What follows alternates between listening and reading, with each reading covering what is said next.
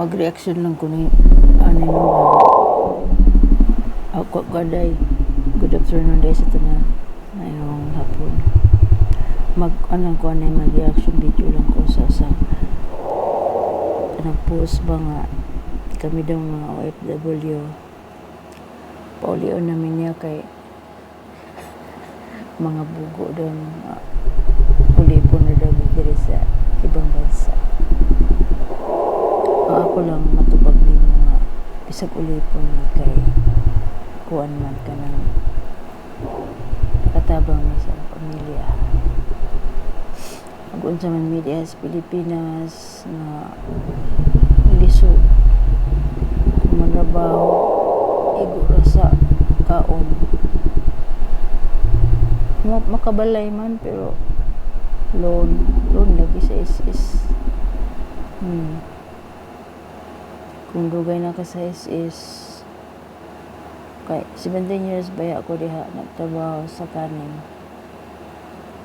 sa General Santos City makaloan ko 10,000 na ako project mo nakabalay ko pero iba gid ang OFW bisag konra ka ng muchacha maid ang tawag sa Arabic shagala o iba pero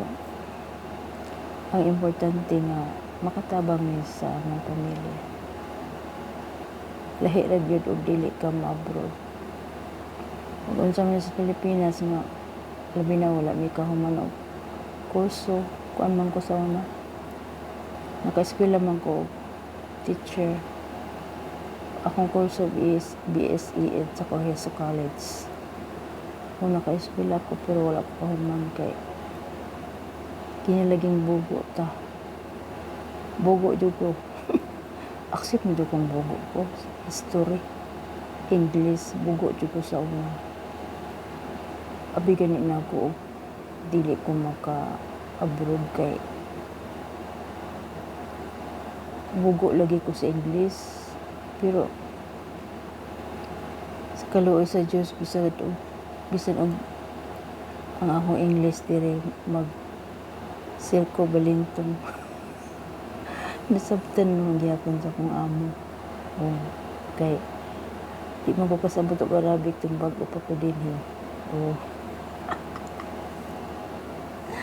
bisa ang akong English lagi magtuwad tuali ang importante maka istorya tag English makasabot ra pud sila muna nga sa niingon nagbugo ang mga OFW uli po mga diri dako jud kay katabang ang aming pagka OFW sa Manako kaniadto ang akong apo nagsigilan gyud na og kuan kanang sakit ubak tabangonon man na kay kuan kanang lisod ginawa ba kinamanggoy smoker sa among panimalay sana na akong bana smoker nga wala gyud na ayo ang iyang samot mo nang iyang pagkagahi kay ako storyahan nga undang na ano sigarilyo kay maulagi na asmahon na nga mo ang mga sapok pero dikit siya may time nga kuwan na ka ng COVID to siya COVID ba giatake siya sa hubak princess niya ilain siya kwarto kay COVID ng time na COVID ilain siya kwarto niya ang aming bill tatak-og 20,000 wala pa may nabunlaser ato nagpalit na gano'n ako check na bunlaser kay importante nga nabunlaser sa hubakon kaya nga akong amo nga ikaduha kuan lagi na nara sa balay dili dalog ospital kay kung sa ospital man gud budak-an ka na 20 mil mo to nga ni siya ra pinuning kamot nangita siya og kwarta namo silingan na pautang nailakan siya tag Jison abot og 20 mil pero mao lagi to kuhaon na niya ang kwarta kaya nang gamiton amo to nangita mi prendahan sa balay ito na nidawat sa prenda sa balay mo to nga medyo ang Ginoo jud na ayo plano sa ko ako plano ba kung wala pa ko kabrod ang among balay wala na narimati na wala na may gipuy-an niya ang akong apo wala na sa may nahita po kay ano akong bana gud dali ang ginamhadlok hospital dagan lug hospital ba kinabuhi sa bata iyang ano pero sa diyang nasuko na jud ko kay pila na katuig diri sa abroad na wala tigong kay tukar na ang hubag sa bata princess dili ang gini hospital niya basta 20 mil dayon may lang na pag naipilhil cover sa plate nakukuhaan mo na siya nga ako gina siya kipapalit og nabunay sa nga ayaw dyan nga sa ulipon mi diri dako to kay katabang among pagkaulipon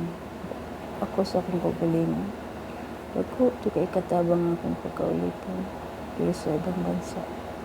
kaya kung dili pa ulipon diri wala na ni balay nya ako pong mama masakiton kasing-kasing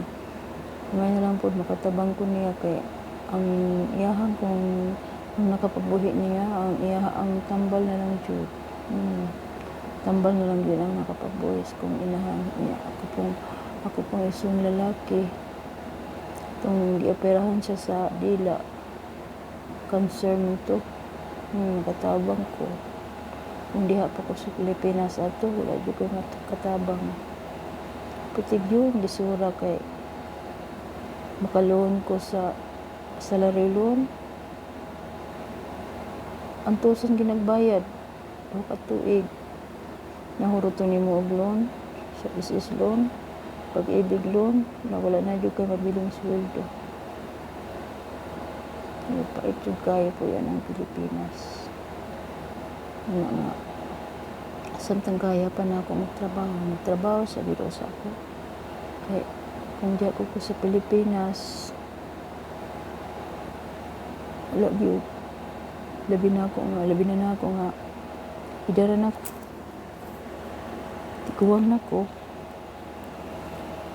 nakapoy na jud ko magtrabaho diha sa mga kanin kay